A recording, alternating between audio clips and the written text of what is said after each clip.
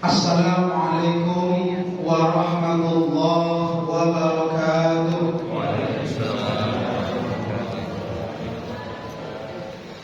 Bismillahirrahmanirrahim. Alhamdulillahi rabbil alamin. Wa bihi nasta'in ala umuri dunya waddin.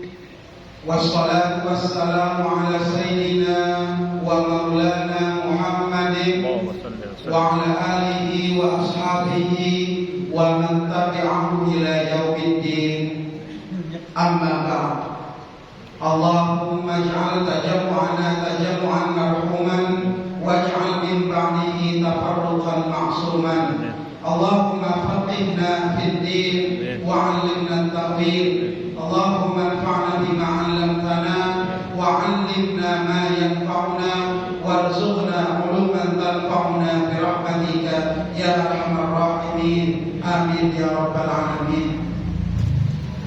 Yang kami muliakan guru kita, orang tua kita, Ustaz Musliman, Ketua DKM Masjid Jami'ah Rahman, para orang tua kita, Bapak Haji Asmawi, Bapak Haji Edi Haryadi SKMKM, guru kita Ustaz Tori Muhammad STHI, guru kita Ustaz Zikrullah SPD, Bapak Dr. Andes Ahmad Sumardi, Bapak Ustaz Marzuki dan seluruh jamaah rahimakumullah, bapak-bapak, ibu-ibu yang hadir di majelis Ta'lim Ar-Rahman malam hari ini. Kita awali dengan bersyukur kepada Allah Subhanahu wa taala. Senantiasa kita berharap mudah-mudahan Allah karuniakan kita sehat walafiat dan kemudahan dalam segala urusan kita. Kita juga senantiasa sanjungkan salawat kepada Nabi Muhammad SAW, kepada para keluarga, sahabatnya, seluruh umatnya, termasuk kita yang malam hari ini belajar hadis Nabi. Mudah-mudahan dicatat sebagai pengikut setia beliau nanti di surga bersama dengan rombongan Nabi Muhammad SAW. Bapak-bapak, ibu-ibu rahimakumullah, kita akan belajar, kita akan ngaji ya kitab Arba'in An-Nawawi. Arba'in ini artinya 40. An-Nawawi itu nama pengarang kitabnya, namanya Syekh Imam Muhyiddin Abu Zakaria, kemudian An-Nawawi Asy-Syafi'i. Jadi nama beliau itu memang dikaitkan dengan kelahiran beliau di kota Nawa, namanya di Suriah, di Asia Barat, di Suriah. Ini beliau itu lahir 631 Hijriah dan wafat 676 Hijriah. Jadi ini Imam Nawawi yang menghimpun 42 hadis-hadis pilihan yang kemudian menjadi salah satu kitab penting dalam kajian hadis, terutama bagi para pengkaji kajian Islam. Maka kitab Arba'in Nawawi ini menjadi kitab yang pokok, yang utama dalam kita belajar hadis Nabi. Sebelum biasanya kalau para pelajar itu sebelum belajar kitab-kitab yang besar, misalnya kitab Sahih Al-Bukhari, Muslim, dan lain-lainnya, ini biasanya mengawali dengan kitab dasar, ini namanya kitab Arba'in An-Nawawi. Mudah-mudahan kita bisa mengambil manfaat, bisa mengambil hikmah dari kumpulan hadis yang beliau tulis, dan mudah-mudahan ini menjadi bekal kehidupan kita. Bapak Ibu rahimakumullah, jadi kalau kita mengaku sebagai pecintanya atau muhibbinnya Rasulullah SAW, maka selain kita baca Al-Quran, selain kita mengaji, kita juga belajar hadis-hadis Rasulullah SAW. Karena orang yang cinta itu adalah senantiasa ingin tahu, senantiasa mempelajari. Nah, kalau kita mau tahu Rasulullah, maka kita baca hadis-hadis beliau. Mari kita mulai. Qala al-muallifu rahimahullahu ta'ala wa nafa'ana bi 'ulumihi fid dharain amin. Bismillahirrahmanirrahim. Alhamdulillahi rabbil alamin, qayyumis samawati wal ardin, mudabbiril khalaiqi ajma'in, ba'ithir rusuli, salatuhu wa salamuhu alaihim, ilal mukallafin, lihidayatihim wa bayani syara'id din, bid-dalailil qat'iyyati wa wadihatil barahin. Ahmaduhu ala jami'i ni'ami wa as'aluhu al-mazida min fadlih wa karami, wa ashhadu an la ilaha illallah al-wahidul qahhar al-karimul ghaffar, wa ashhadu anna Muhammadan abduhu wa rasuluh wa habibuhu wa khaliluh, afdalul makhluqin al-mukarram bil Qur'anil azizil mu'jizatil mustamirrati ala ta'aqubis sinin wa bis sunanil mustamiratil lil mustarsyidin al-makhsusu bi jawami'il kalim wa samahatid din. Salatullahi wa salamuhu alaihi wa ala sa'irin nabiyyina wal mursalin wa ali kullin wa sa'iris salihin. Qala al-muallifu rahimahullahu ta'ala wa radhiyallahu anhu. Beliau membuka dengan Bismillahirrahmanirrahim. Ini mukadimah kitabnya Bapak Ibu. Jadi mukadimah kitabnya ini menggunakan diawali dengan lafaz Bismillah. Jadi memulai dengan nama Allah. Jadi segala perkara kita disebutnya mustaqinan billah. Kita mohon pertolongan Allah, mohon perlindungan Allah. Maka dengan nama Allah kita memulai segala perkara. Nah, kenapa ini memulai dengan Bismillah? Karena bagian dari tadi ya, memohon ya karunia Allah sesuatu dengan Bismillah, dengan nama Allah Subhanahu wa ta'ala. Kata Ar-Rahman ada Ar-Rahim. Bismillahirrahmanirrahim. Kata Ar-Rahman ini ya bermakna al-baligh fir rahmah wal in'am. Jadi puncaknya rahmat, nikmat dari Allah Subhanahu wa ta'ala. Jadi rahmatnya Allah itu, kasih sayangnya Allah itu diberikan kepada semua makhluknya Allah Subhanahu wa ta'ala. Maka ada Ar-Rahim. Ar-Rahim artinya yang maha pemilik kasih sayang yang banyak, yang berlimpah. Makanya kita selalu minta, ya Rahman dunia, wahai Engkau ya Allah, Engkau pemilik kebaikan, Engkau yang maha pemurah, maha pengasih, yang tentu kita minta kebaikan dunia dan akhirat. Alhamdulillah.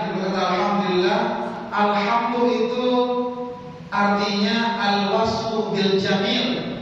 Segala sifat-sifat yang terpuji itu adalah milik Allah Subhanahu wa ta'ala. Maka segala pujian yang paling utama, yang paling pantas tentu adalah milik Allah Subhanahu wa ta'ala. Adapun kepada makhluk selain Allah, tentu pujiannya berbeda. Karena pemilik pujian adalah Allah Subhanahu wa ta'ala. Jadi tidak ada ya pujian yang paling utama kecuali pujian kepada Allah Subhanahu wa ta'ala. Kenapa? Karena Allah al-mamluk. pemilik, wa mustahiq, orang yang bukan orang, zat yang paling berhak. Allah adalah Tuhan yang paling berhak untuk dipuji. Tidak ada yang lain kecuali Allah Subhanahu wa ta'ala. Kenapa? Karena Dia Rabb, sebagai Tuhan kita, sebagai pemilik, Sayyid, Malik, apalagi Muslim, Murabbi, Khaliq.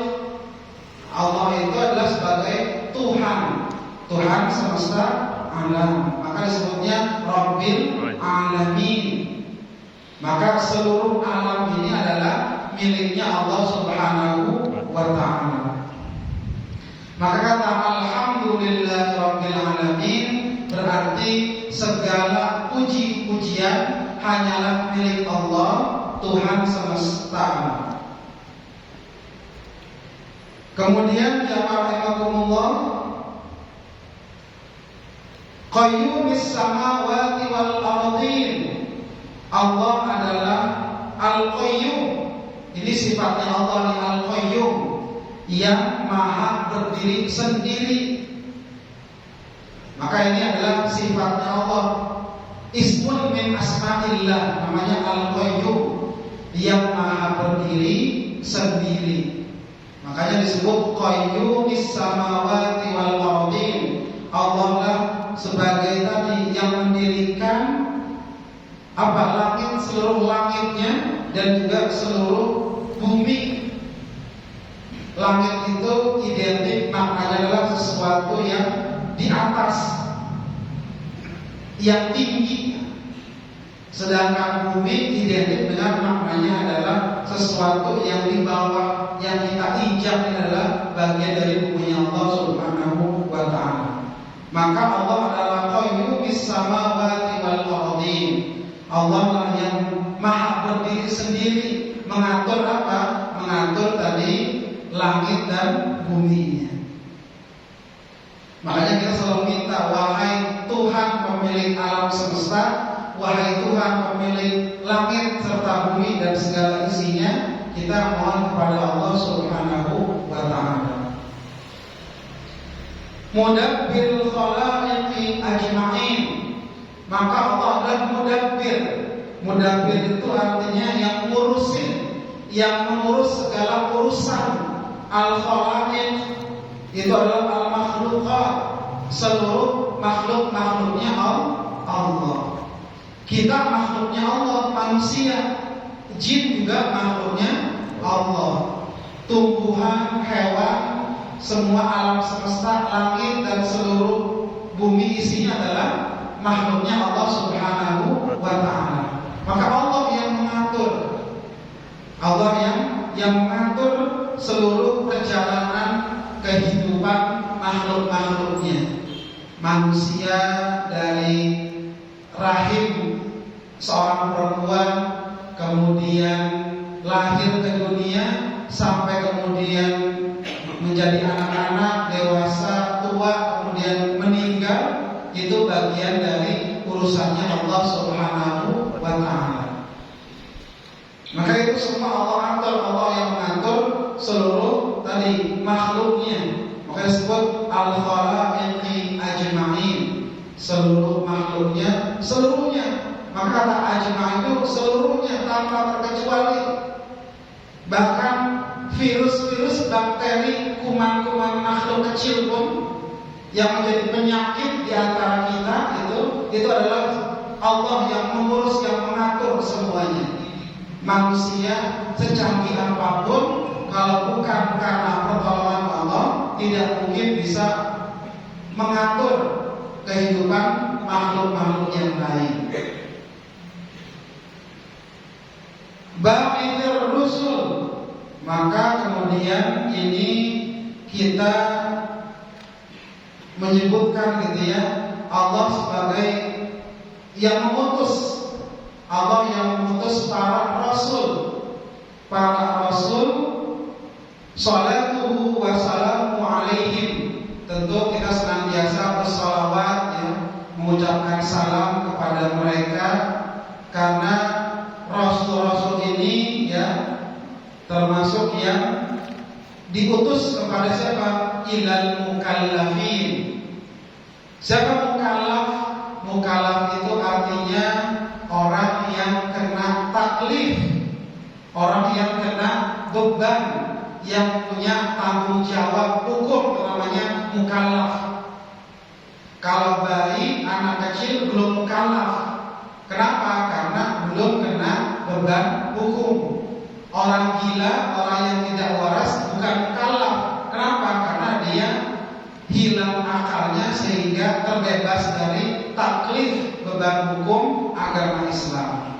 Maka kemudian para rasul ini diutus oleh Allah kepada para mukallaf, para orang-orang yang kena taklif. Siapa? Manusia dan jin yang kena taklif, kena beban. Allah berfirman, "Wa ma khalaqtul jinna wal insa illa liya'budun."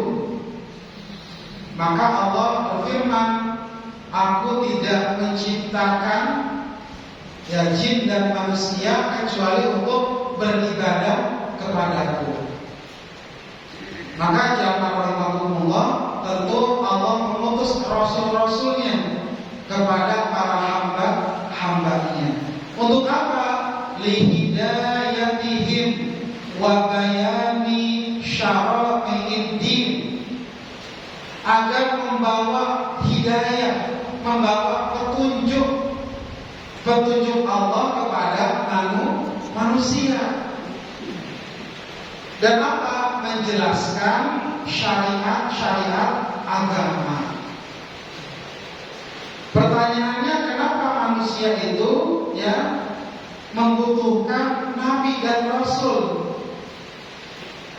Manusia sudah Allah ciptakan dengan akalnya, dengan kecerdasannya, mampu berpikir, mampu mencari makanan, mencari sumber air, mengolah sumber daya alam dan sebagainya.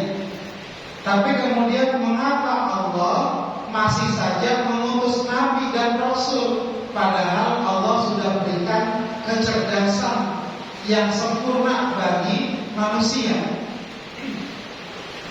Nah, jamaah rahimakumullah, karena pada dasarnya manusia itu seringkali mengikuti hawa nafsunya. Maka seringkali akal sehatnya, kecerdasan pikirannya seringkali kalah dengan syahwat duniawinya. Maka perlu ditambah lagi dengan tadi godaan iblis, godaan syaitan, maka kemudian bercampurlah di situ antara syahwat duniawi manusia dengan godaan iblis dan setan, maka berhimpun menjadi apa? Perangai buruk, kemusyrikan, dosa dan maksiat dan sebagainya.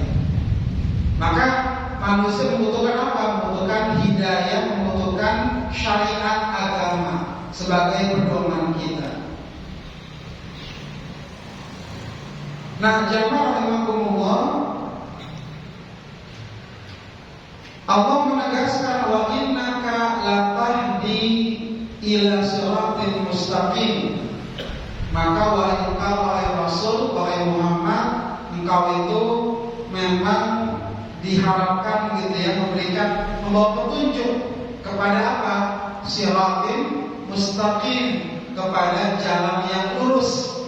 Maka nabi-nabi membawa syariat agama, memberikan jalan yang lurus bagi para umat manusia agar tidak tersesat kepada keburukan. Ini contoh sederhana Bapak Ibu rahimahumullah. Nabi Adam itu kan dalam sejarahnya punya dua anak laki-laki. Ada namanya tersebut namanya Qabil dan Habil. Itu anak Nabi Adam. Nabi Adam manusia pertama di dunia, punya dua anak laki-laki, Qabil dan Habil. Ternyata ada dosa yang dibuat oleh anaknya, yaitu Qabil dengan membunuh saudaranya sendiri, Habil, karena faktor dengki, hasud, iri terhadap nikmat yang Allah berikan kepada Habil. Itu baru manusia awal-awal, Bapak Ibu. Bagaimana dengan yang sudah jutaan manusia?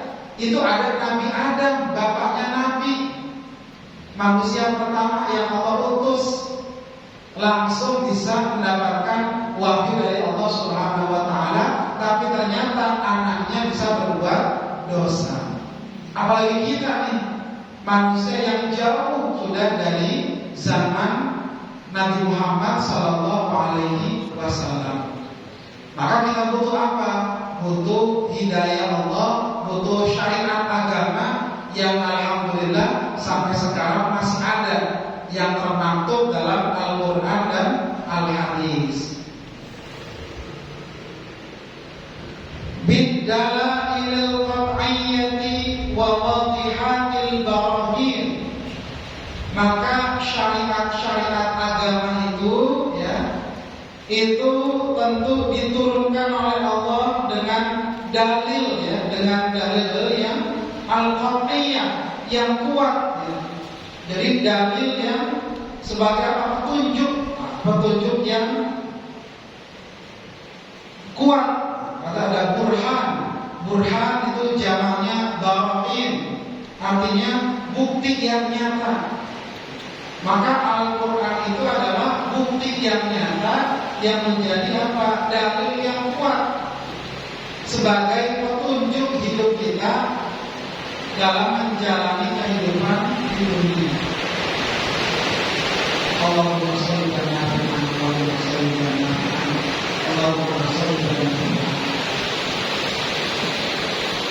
Nah, jamaah rahimakumullah, maka Al-Quran itu adalah hujjah. Jadi Al-Quran menjadi hujjah ya, menjadi bukti yang nyata, bukti yang kuat terkait apa? Dalil-dalil yang qat'i, yang kuat menjadi pedoman bagi manusia. Ahmaduhu ala jami'i ni'ami, dan aku kata Imam Nawawi memuji Allah Subhanahu wa Ta'ala atas segala nikmat yang Allah karuniakan kepada manusia. Jadi nikmat-nikmat Allah itu sangat berlimpah. Wa in ta'uddu ni'matallahi la tuhsuha. Kalau kita mencoba menghitung nikmat Allah, pasti tidak sanggup. Kita bisa berkedip, itu nikmat dari Allah. Kita bisa bernapas, itu nikmat dari Allah. Alhamdulillah kita napas tidak daya. Jadi buktinya napas itu mahal itu. Kalau dari sekalian, orang kalau ke rumah sakit butuh oksigen, itu berapa bayarnya? Orang kalau sakit sudah pernapasannya sesak, butuh dibantu oleh oksigen, berarti itu saking mahalnya pernapasan. Kita yang masih normal, sehat, alhamdulillah bisa bernapas dengan sempurna. Maka itu nikmat yang tidak bisa kita hitung jumlahnya. Itu baru nafas, belum air, belum pangan dan sebagainya, bagian dari nikmat Allah Subhanahu wa Ta'ala. Wa as'aluhu mazida min fadlihi wa karamihi. Maka tentu aku, kata Imam Nawawi, senantiasa meminta, memohon asyiada, tambahan yang dari apa? Dari nikmat yang Allah. Kita minta kepada Allah nikmatnya. Kita sudah punya nikmat nih, nikmat sehat, nikmat tubuh yang kuat, itu nikmat dari Allah. Kita minta tambahan lagi ya, agar nikmat itu menjadi kemuliaan ya, menjadi kebaikan buat kita. Makanya kita boleh kita punya fisik yang kuat, kita minta agar fisik yang kuat kita ini berguna untuk kebaikan kita. Mata kita yang sehat ini berguna untuk kebaikan kita, membaca ayat-ayat Allah, hadis-hadis Rasulullah, dan juga mengkaji hal-hal yang baik. Telinga kita gunakan, kita manfaatkan, kita minta agar telinga kita bisa kandungan yang baik-baik dan jauh dari keburukan tertentu.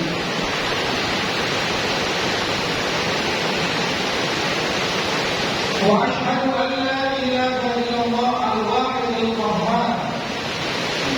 Dan aku bersaksi bahwasanya tiada Tuhan selain Allah, Al-Wahid yang Maha Esa, yang Maha Kuat, Al-Qahhar, Al-Karimul Ghaffar, yang Maha Mulia, yang Maha Pengampun. Wa asyhadu anna Muhammadan abduhu wa rasuluh.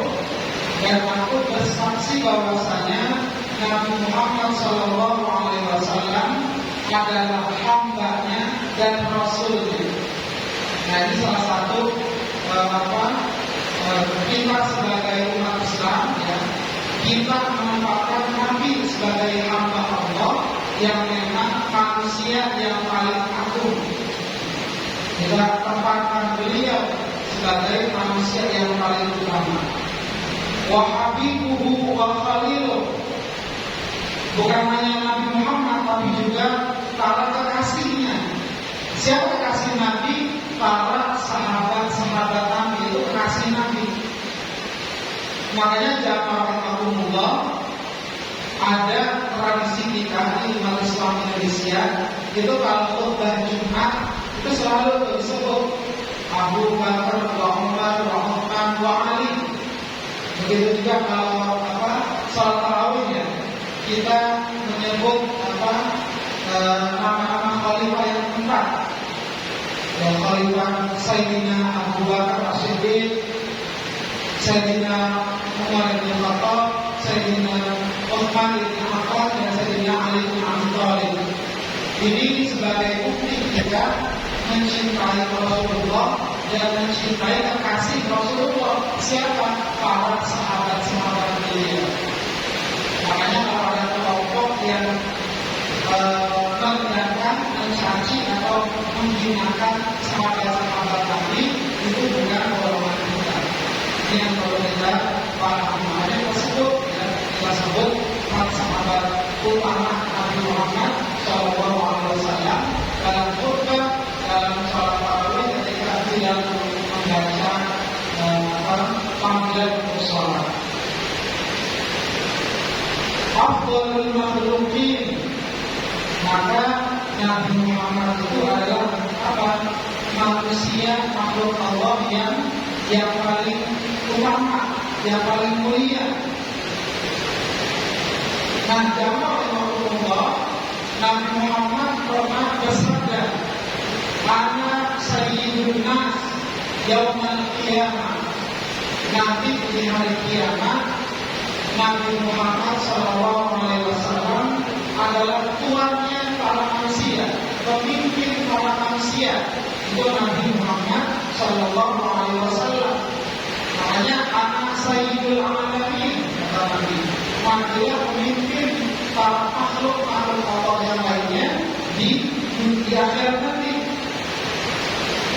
Makanya di antara para nabi itu yang paling mulia adalah Nabi Muhammad SAW. Dan tentu kalau kita lihat ada nabi-nabi yang ada rasul yang wajib kita imani, ada 25 yang wajib kita kenal, bahkan lebih dari itu ratusan lebih nabi dan rasul yang Allah utus yang mungkin tidak sampai kisahnya kita, tidak sampai ceritanya sampai kepada kita. Tapi ada tentu selain 25 nabi yang memang tidak termaktub dalam Al-Quran, itu merupakan nabi-nabi Allah Subhanahu wa Ta'ala. Meskipun kita sering baca la nufarriqu baina ahadin minhum, kita tidak membedakan antara nabi-nabi dan rasul. Meskipun yang paling mulia adalah Nabi Muhammad SAW, tapi kemudian Allah berfirman dalam ayat-ayat akhir, kita tidak membedakan para nabi, semua nabi mulia, kemudian yang paling utama adalah Nabi Muhammad SAW.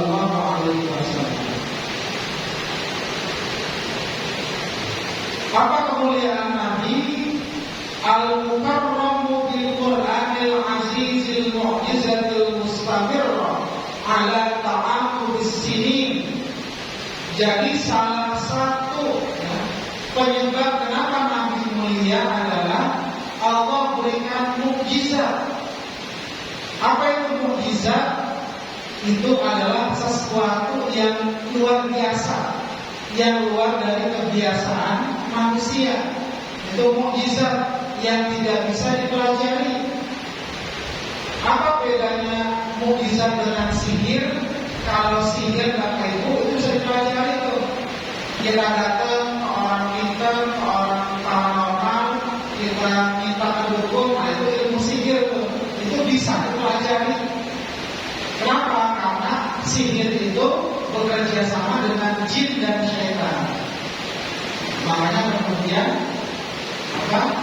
orang yang menggunakan sihir itu dinyatakan musyrik, dinyatakan keluar dari agama Islam. Kenapa? Karena dia tadi bekerja sama dengan jin, dengan syaitan untuk keburukan. Karena sihir itu adalah satu dosa besar yang tidak diampuni oleh Allah kecuali dengan pertobatan nasuha. Nah, sedangkan mukjizat adalah betul-betul karunia Allah. Untuk siapa? Untuk para nabi dan rasul.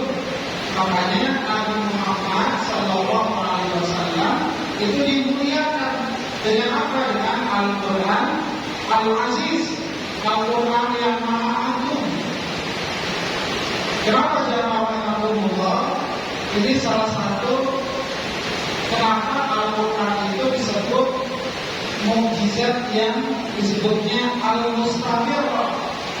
Al-Mustamirrah artinya yang terus-menerus sampai hari kiamat itu menjadi mukjizat.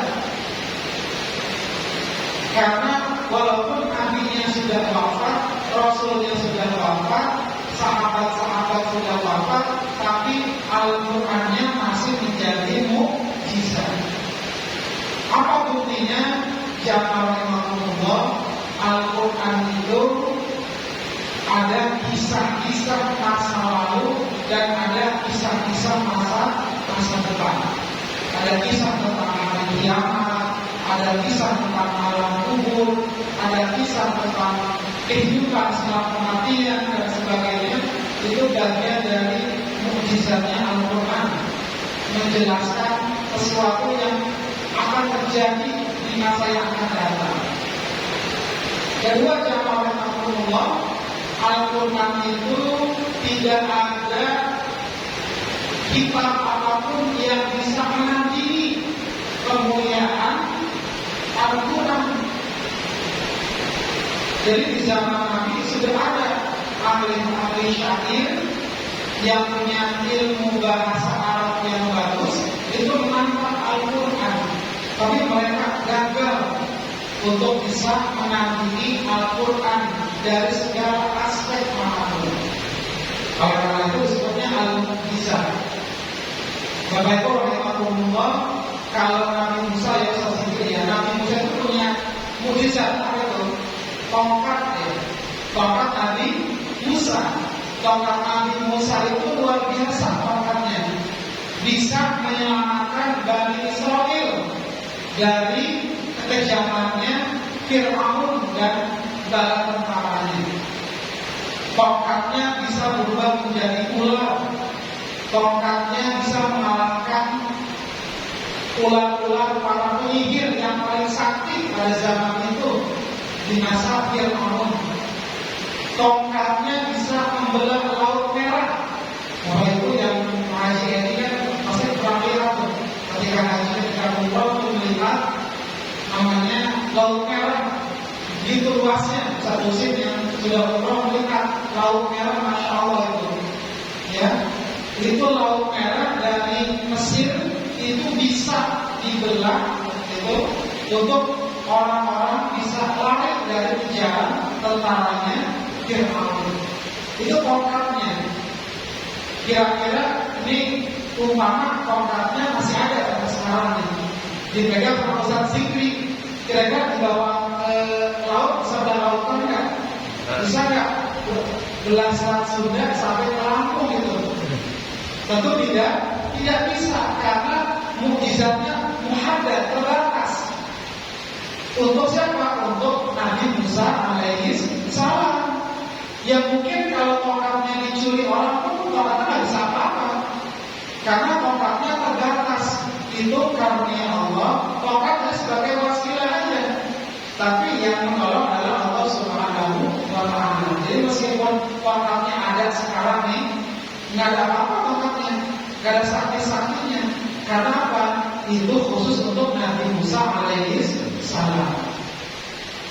Ya, kemudian ada lagi nabi yang lain, Nabi Ibrahim. Nabi Ibrahim kata Ibrahim dalam kisahnya ketika berdakwah kepada masyarakat di Babilonia, itu dibakar hidup-hidup oleh Raja Namrud dan pasukannya. Ketika beliau kemudian dilempar ke api yang sangat membara, yang sangat panas, lalu Allah berfirman kepada apinya. Apa kata Allah? Wahai api, dinginlah engkau dan selamatkan Nabi Ibrahim.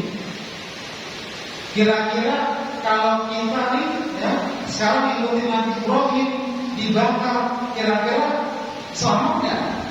Belum tentu, ya, karena itu untuk Nabi Ibrahim alaihi salam. Nah, sedangkan Al-Quran itu disebutnya Al-Mu'jizat Al-Mustamirrah, mukjizat yang abadi, yang kekal hingga hari kiamat nanti. Maka jamaah rahimahullah, banyak orang-orang itu yang masuk Islam gara-gara baca Al-Quran. Banyak orang-orang ilmuwan, orang-orang pintar di sana di barat itu masuk Islam karena takjub dengan mukjizatnya Al-Quran. Karena Al-Quran itu, Bapak Ibu rahimahullah, itu ada ilmu pengetahuan, ada tentang makhluk-makhluk Allah, ada tentang kehidupan, itu macam-macam. Makanya Al-Quran mukjizat yang abadi. Maka alhamdulillah ini kita bisa terus baca sampai hari ini.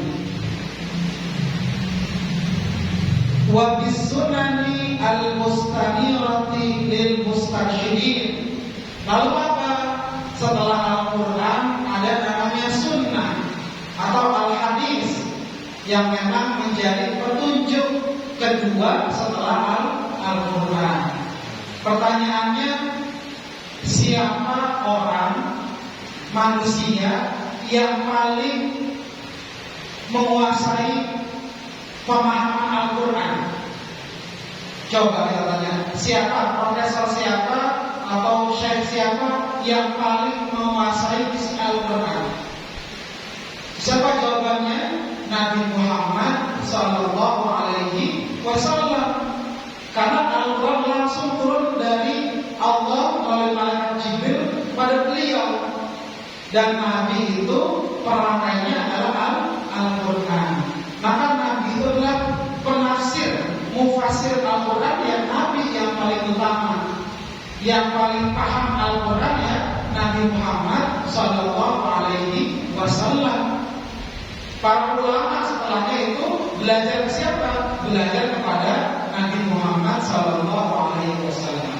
Makanya para ulama tafsir, Imam Al-Tabari, Imam Ibnu Katsir dan sebagainya, tentu senantiasa menukil atau mengutip hadis-hadis Rasulullah sallallahu alaihi wasallam.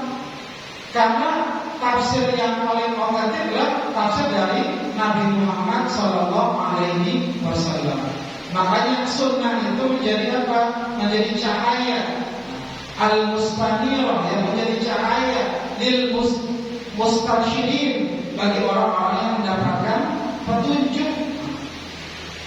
Maka jamaah rahimakumullah, makanya kalau kita belajar Al-Quran, tentu kita belajar hadis-hadis Nabi Muhammad sallallahu alaihi wasallam. Imam kita misalnya Al-Imam Muhammad bin Idris Asy-Syafi'i. Beliau itu sebelum jadi ahli fikih itu belajar Al-Quran dulu, belajar hadis dulu, baru kemudian menjadi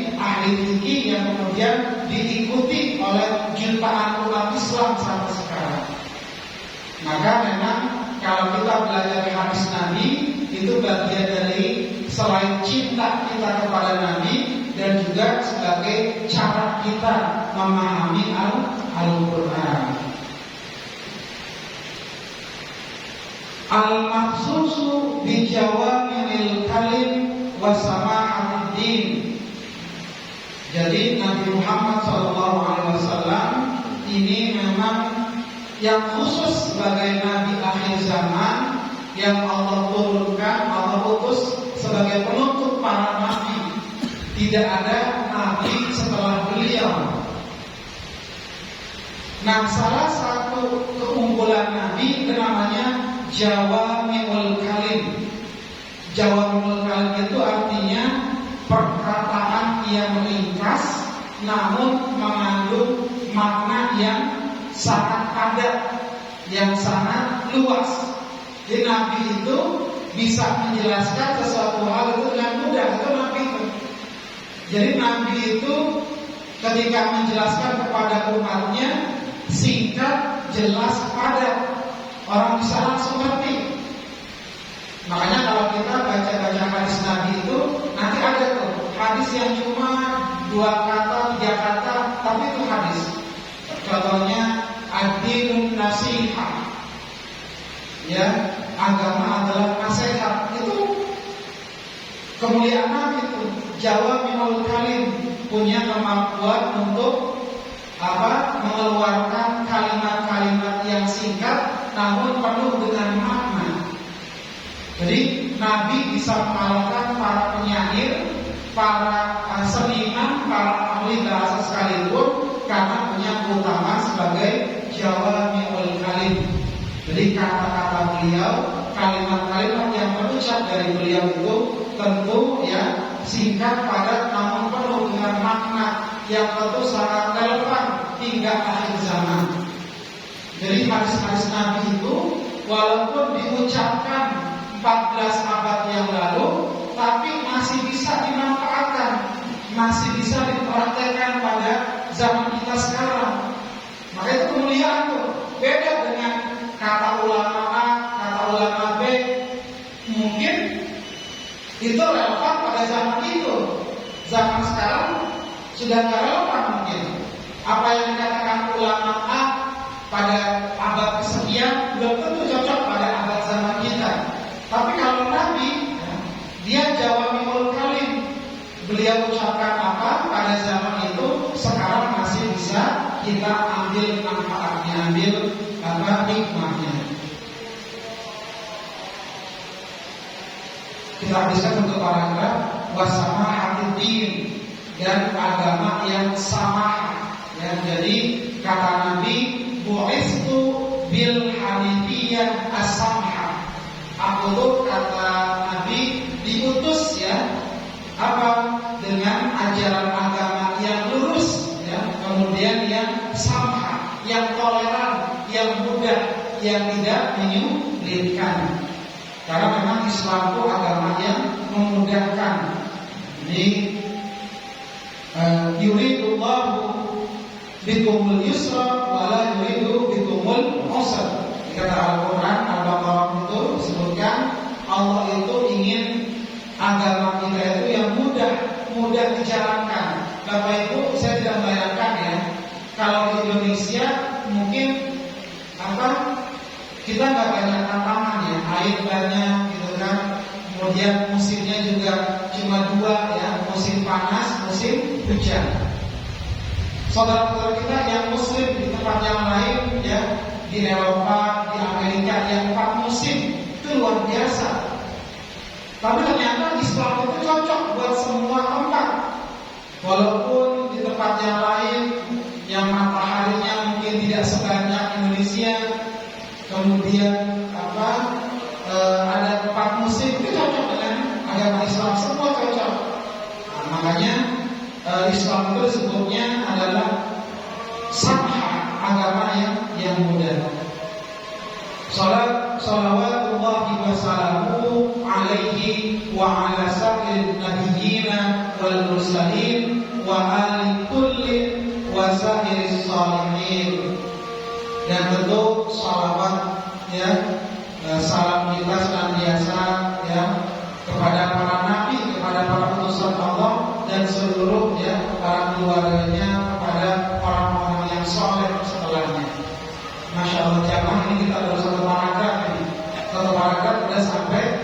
Isya gitu ya. Nah, makanya ngaji itu nggak bisa cepat kan? Ngaji itu dikit-dikit panjang. Makanya kayak Ustaz Sindri, Ustaz Tori itu yang di pesantren itu lama itu pesantrennya, bertahun-tahun ya.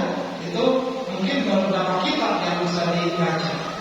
Maka mudah-mudahan kita satu malam ini satu paragraf, mudah-mudahan bisa kita ambil hikmahnya. Jadi kita belum masuk ke hadis-hadisnya, baru ke mukadimah kitabnya. Mudah-mudahan apa yang kita baca pada malam hari ini Allah berikan manfaat ilmu, kebaikan buat kita, baik saya yang membaca, kemudian jamaah yang menyimak, mendengarkan. Mudah-mudahan Allah berikan hidayah, petunjuk, senantiasa kita menuju jalan Allah yang lurus, kebaikan dunia dan akhirat. Ala hadiniya bi kulli as-salihah al-fatihah. A'udzubillahi minasyaitonir rajim. Bismillahirrahmanirrahim. Alhamdulillahi rabbil alamin. Ar-rahmanir rahim. Maliki yaumiddin. Iyyaka na'budu wa iyyaka nasta'in. Ihdinas siratal mustaqim. Siratal ladzina an'amta 'alaihim ghairil maghdubi 'alaihim waladdallin. Amin ya rabbal alamin. Wa rahmatullahi khilafahnya. Wabillahi taufiq wal hidayah. Assalamualaikum warahmatullahi